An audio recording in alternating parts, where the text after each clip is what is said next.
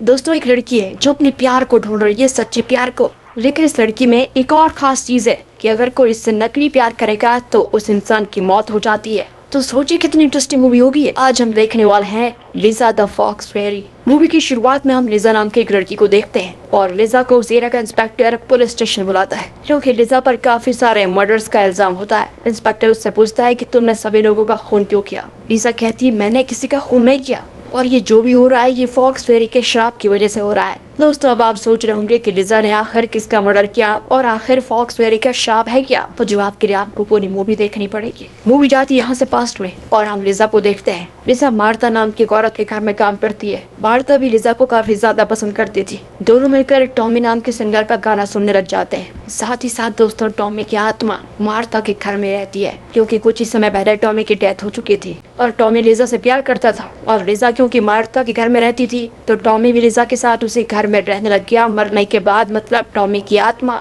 लेकिन दोस्तों टॉमी की आत्मा सिर्फ लिजा को ही दिखाई और सुनाई देती है। अब एक दिन की बात है कि मार्ता लिजा से कहती है तुम्हें एक अच्छा लड़का देखकर उससे शादी कर लेनी चाहिए क्योंकि तुम्हारी एज भी तो हो रही है बड़ी। ये सुनकर दोस्तों लिजा भी उसकी बात मानने को तैयार हो जाती है। जिसके बाद लिजा एक कपल रेस्टोरेंट में जाती है और एक अच्छे से लड़के को ढूंढने लगती है। लिजा के सामने एक आदमी आकर बैठ जाता है। लिजा उस आदमी को देखकर काफी खुश भी हो जाती है। सोचती है कि काश यही आदमी उससे शादी कर ले। इतने में दोस्तों उस आदमी की वाइफ वहाँ पर आ जाती है और उस आदमी की वाइफ को देखकर लिजा काफी दुखी हो जाती है कि मैं कहाँ से शादी करने की सोच रही थी, ये तो पहले से शादीशुदा है। दूसरी ओर दोस्तों टॉमी मार्ता को जान से मार डालता है क्योंकि मार्ता ने लिजा को शादी का सुझाव दिया था और टॉमी नहीं चाहता था कि लिजा किसी दूसरे आदमी से शादी करे। जब वो घर वापस आती है तो लिजा को घर में मार्ता के रिश्तेदार बैठे हुए दिखते हैं और वहाँ पता चलता है उसे कि मार्ता की मौत हो गई है। उसे सुनकर वो भी हैरान। लेकिन दोस्तों मार्ता के रिश्तेदार उसी पर इल्जाम लगाते हैं, मतलब लिजा पर, कि तुमने घर को पाने के लालच में इसको मार दिया है। ये सारी बातें सुनने के बाद लिजा उस घर को छोड़कर हमेशा के लिए जाने लगती है। तभी मार्ता का रिश्तेदार हेनरिक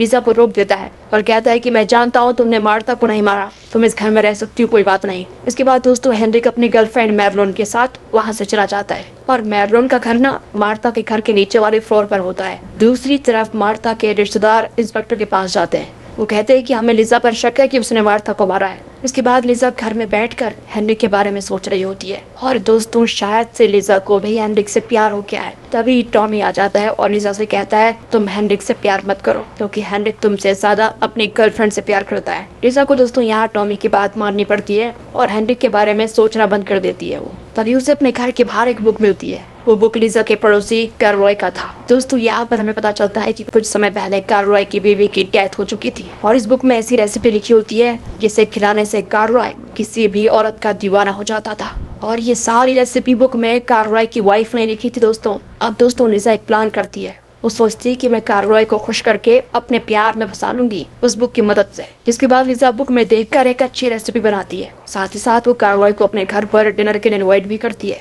वो भी डिनर के लिए आ जाता है और लिजा का बनाया हुआ खाना बहुत पसंद करता है। इसके बाद वो लिजा से कहता है कि मेरी बीवी के मरने के बाद मैंने आज तक इतना स्वादिष्ट खाना नहीं खाया और इसीलिए मैं तुम्हें शादी के लिए प्रपोज करता हूँ। बस दोस्तों कार्लरॉय के मुंह से शादी की बात सुनकर वो बड़ी खुश हो जाती है और कार्लरॉय के किचन में मिठाई लेने जाती है। पर तभी टॉमी कार्लरॉय पर काफी गुस्सा हो जाता है और इसी वजह से टॉमी कार्लरॉय को एक मछली खिला देता है और इस मछली का कांटा गले में फंसने की वजह से उसकी वहीं पर मौत हो जाती है। बेचारी लिजा कार्लरॉय को मरा हुआ देखकर फिर से दुखी हो जाती है। लिजा को समझ नहीं आ रहा होता है कि आखिर कार्लरॉय को मछली किसने दिया। वहीं दोस्तों टॉमी लिजा के सामने सब कुछ जानकर बिल्कुल अनजान बनने की एक्टिंग कर रहा होता है। अब यहाँ लिजा के घर में पुलिस आती है। पुलिस को लगता है कि लिजा ने कार्लरॉय को मारा होगा, लेकिन पुलिस के पास लिजा के खिलाफ कोई सबूत नहीं होता और इसी वजह से पुलिस चली जाती है। अब लिजा को घर में एक फॉक्स फेरी नाम का एक बुक मिलता है। उस बुक में लिखा होता है कि अगर किसी औरत पर फॉक्स फेरी का जादू कर दिया जाए तो उस औरत के करीब आने वाला हर आदमी मर जाता है।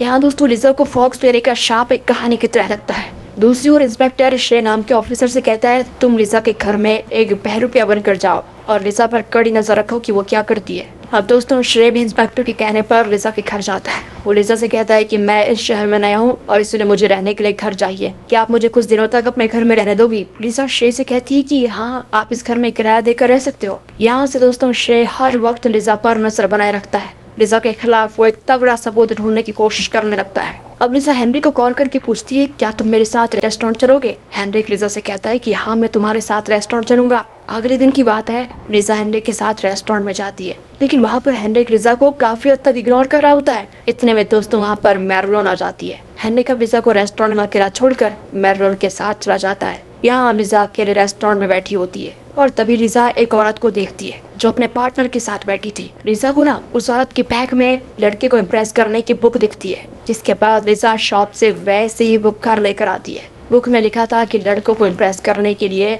लड़कियों को ब्यूटीफुल ड्रेस पहनना चाहिए। यहाँ से रिजा अपने लिए एक खूबसूरत सी ड्रेस बनाती है और वहीं दूसरी तरफ टोनी श्रे को मारने की काफी कोशिश करता है, लेकिन श्रे उसके हमले से बार बार बच रहा था। रिजा तो वही ड्रेस पहनकर काफी खूबसूरत दिखने लग जाती है। अब वो अपने पार्टनर को ढूंढने के लिए वापस से रेस्टोरेंट में आ जाती है। तभी दोस्तों रेस्टोरेंट में ना रिजा को एक रिकी नाम का लड़का मिलता है। रिकी रिजा से कहता है कि मैं तुमसे बहुत प्यार करता हूँ और शादी भी करना चाहता हूँ। ये सुनकर रिजा काफी खुश हो जाती है और रिकी को अपने घर आने के लिए इनवाइट करती है। घर पर रिजा रिकी को पीने के लिए ड्रिंक देती है, लेकिन तभी टॉमी उस ड्रिंक में जहर मिला देता है एंड जैसे रिकी उसको पीता है तो उसकी तुरंत मौत। फिर लिजा रिकी को मरा हुआ देखकर दोबारा शॉक और दुखी हो जाती है। उसे दोस्तों जरा भी भनक नहीं होती कि रिकी को टॉमी ने मारा है, क्योंकि टॉमी लिजा के साथ काफी समय से रह रहा था और इसी वजह से लिजा टॉमी पर शक नहीं कर सकती थी। पुलिस वाले वापस लिजा के घर पर आते हैं। पुलिस को तो अभी भी लिजा पर शक होता है और इसलिए इंस्पेक्टर शे से कहते हैं तुम अभी तक लिजा के खिलाफ कोई सबूत क्यों नहीं ढूंढ पाए, क्या कर रहे हो तुम उस दिन से। लेकिन दोस्तों बेचारे शे को कहा पता कि ये सारा खून तो एक आत्मा कर रही है और साथ ही साथ टॉमी शे पर भी काफी बार हमला कर चुका है। अब आगे देखते हैं तो लिजा अपने कमरे में सो रही होती है। तभी लिजा को सपने में फॉक्स फेरी दिखती है और वो देखती है कि फॉक्स फेरी की आत्मा एक आदमी को मार रही है। लिजा एकदम से डरकर सपने से उठ जाती है। इसके बाद लिजा टॉमी से कहती है देखो मेरी कहानी फॉक्स फेरी की कहानी की तरह है, क्योंकि जो भी आदमी मेरे करीब आता है ना उसकी मौत हो जाती है और इसीलिए मैं फॉक्स फेरी के शाप के बारे में अच्छे से जानना चाहती हूँ। तब टॉमी उसे कहता है कि मैं तुम्हारी इसमें मदद करूंगा, लेकिन असलियत में तो दोस्तों टॉमी ने खुद लिजा पर फॉक्स फेरी के शाप का उपयोग किया था, पता आपको। अब लिजा लाइब्रेरी में जाकर फॉक्स फेरी के बारे में पढ़ने लग जाती है। तभी लाइब्रेरी में एक आदमी को लिजा से प्यार हो जाता है और वो आदमी लिजा पर अपनी गंदी नजर डालने लगता है, लेकिन कहाँ टॉमी उस आदमी को छोड़ेगा क्या। वो उस आदमी को हमेशा के लिए भगवान के पास पहुंचा देता है। टॉमी नहीं चाहता कि कोई भी लिजा के करीब आए। जिसके बाद लिजा उस आदमी की लाश को देखकर फिर से शौक और डर जाती है कि ये बार बार हो गया रहा है। वो सीधे लाइब्रेरी से भागकर घर जाने लगती है। इतने में लिजा का रुमाल रोड पर गिर जाता है। अब एक आदमी लिजा का रुमाल उठाकर उसे वापस देने जाता है, लेकिन वो आदमी भी लिजा को पसंद कर देता है। कहाँ दोस्तों कौन इसको पसंद करेगा। तभी टॉमी की नजर उस पर पड़ती है और टॉमी उस आदमी को भी जान से मार डालता है। अब आगे लिजा घर पहुंचती है तो लिजा को घर के बाहर एक आदमी दिखता है। वो आदमी भी लिजा को इम्प्रेस करने की कोशिश कर रहा था, लेकिन टॉमी उस आदमी को देखकर इतना गुस्सा हो जाता है कि उसे भी मार डालता है। लिजा तो अंदर से टूट जाती है कि शायद मैं किसी से प्यार ही नहीं कर पाऊंगी इस जन्म में तो, और ना ही कोई मुझसे, क्योंकि जो भी मेरे करीब आता है वो मर जाता है। लिजा अकेले बैठ कर रो रही होती है कि क्या किस्मत लेकर आई मैं इस दुनिया में। इतने में दोस्तों वहाँ पर श्रेय आता है। अब श्रेय कहता है कि तुम चिंता मत करो, मैं जानता हूँ कि तुमने किसी को नहीं मारा। लिजा कहती है तुम मुझसे दूर रहो ठीक है, क्योंकि मुझ पर फॉक्स फेरी का श्राप है और मैं नहीं चाहती कि किसी और का कत्ल हो यहाँ। श्रेय कहता है एक बात बताओ, तुमने फॉक्स फेरी के श्राप के बारे में कहाँ पढ़ा था। लिजा दोस्तों उसे फॉक्स फेरी की बुक दिखाती है, लेकिन उस बुक में एक पन्ना गायब होता है और उस पन्ने में ही फॉक्स फेरी के श्राप को तोड़ने के उपाय को लिखा था। घर में थोड़ा ढूंढने पर श्रेय को दोस्तों वो पन्ना मिल भी जाता है और उसमें लिखा होता है कि फॉक्स फेरी का श्राप तभी टूट सकता है जब लिजा को उसका सच्चा पार्टनर मिल जाएगा, और लिजा के पार्टनर के अंदर जरा सी भी बुराई नहीं होनी चाहिए। वो इंसान एक नेक दिल इंसान होना चाहिए।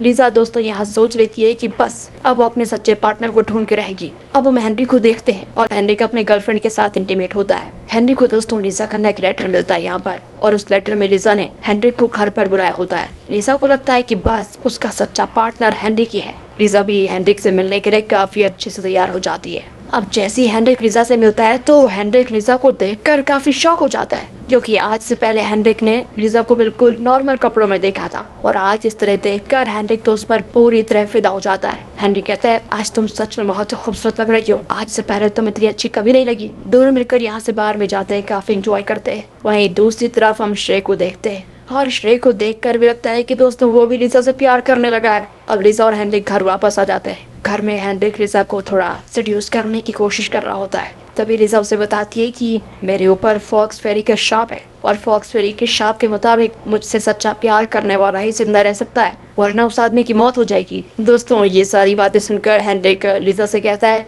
मैं देखो इन सब बातों पर विश्वास नहीं करता और मैं तुमसे सच्चा प्यार करता हूँ, और क्या चाहिए तुम्हें। यहाँ लिजा को भी लगता है कि हेनरिक उससे सच्ची में प्यार करता है और लिजा हेनरिक की बातों पर यकीन कर लेती है। अगले दिन टॉमी भाई साहब फिर से आ जाते हैं, जहाँ वो देखता है कि हेनरिक किसी और लड़की के साथ इंटीमेट हो रहा है। बस दोस्तों, इसी वजह से टॉमी हेनरिक पर हो जाता है गुस्सा, और जब हेनरिक लिजा से मिलने आता है ना, तो टॉमी उसको जान से मार डालता है। साथ ही साथ टॉमी शेरी को भी मारने की काफी कोशिश करता है, पर शेरी की किस्मत उसे हमेशा बचा लेती है। वो भी यहाँ से आती है प्रेजेंट में और हम पुलिस स्टेशन में लिजा को देखते हैं। इंस्पेक्टर लिजा से पूछता है, क्या तुमने हेनरिक को मारा है? लिजा कहती है, देखो मैंने किसी को नहीं मारा, मैं तो उल्टा हेनरिक से प्यार करती थी, मैं उसे क्यों मारूंगी। ये दोनों यहाँ पर बात कर ही रहे होते हैं, इतने में श्रे वहाँ पर आ जाता है। श्रे इंस्पेक्टर से कहता है कि सर आप लिजा को छोड़ दीजिए, क्योंकि लिजा ने किसी को नहीं मारा। इंस्पेक्टर भी छोड़ देता है। लिजा की तबीयत यहाँ से दोस्तों खराब हो जाती है। शे लिजा को बेड पर सुला देता है, उसे आराम करने के लिए छोड़ देता है। यहाँ लिजा अपने सपने में देखती है कि वो हेनरिक के साथ रेस्टोरेंट में बैठी थी।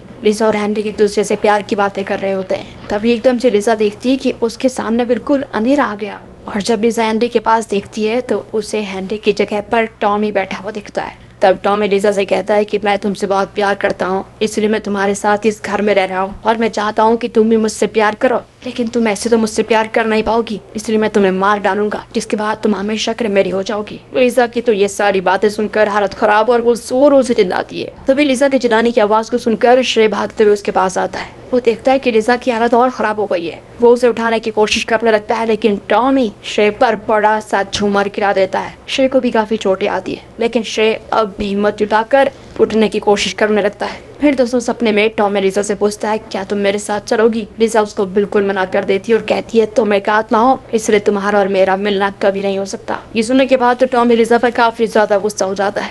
वो लिजा को मारने की कोशिश करता है, लेकिन जब तक टॉमी लिजा को मारता उससे पहले श्रे लिजा को जगा देता है। लिजा किस तरह जान बच जाती है दोस्तों। और यहाँ लिजा श्रे को देखकर समझ आती है कि उसका प्यार मतलब सच्चा वाला प्यार श्रे ही है, और फॉक्स फेरी के शर्त के मुताबिक जो इंसान लिजा से सच्चा प्यार करेगा उसकी मौत नहीं होगी। और दोस्तों क्योंकि श्रे लिजा से सच्चा प्यार करता था, इसलिए श्रे हर बार टॉमी के हमले से बच जाता है। यहाँ श्रे उसको शादी के लिए प्रपोज भी करता है। दोनों एक दूसरे से बहुत प्यार करते हैं। अब श्रे अपनी जॉब छोड़ देता है और लिजा के साथ मिलकर अपनी नई जिंदगी की शुरुआत करता है। साथ ही साथ लिजा भी कुछ समय के बाद आराम से ठीक हो जाती है। अब हमें दिखाया जाता है कि लिजा और श्रे की एक बेटी है। तीनों बड़े खुश है अपनी जिंदगी में। अभी दोस्तों हम टॉमी को भी उनके साथ देखते हैं। और दोस्तों फॉक्स फेरी का शाप तो खत्म हो चुका था, लेकिन टॉमी की आत्मा अभी भी उनके साथ रहती है। पर अब टॉमी की आत्मा उनका कुछ बिगाड़ नहीं पाती। इसी के साथ ये मूवी यहाँ पर खत्म होती है। तो वीडियो आपको कैसी लगी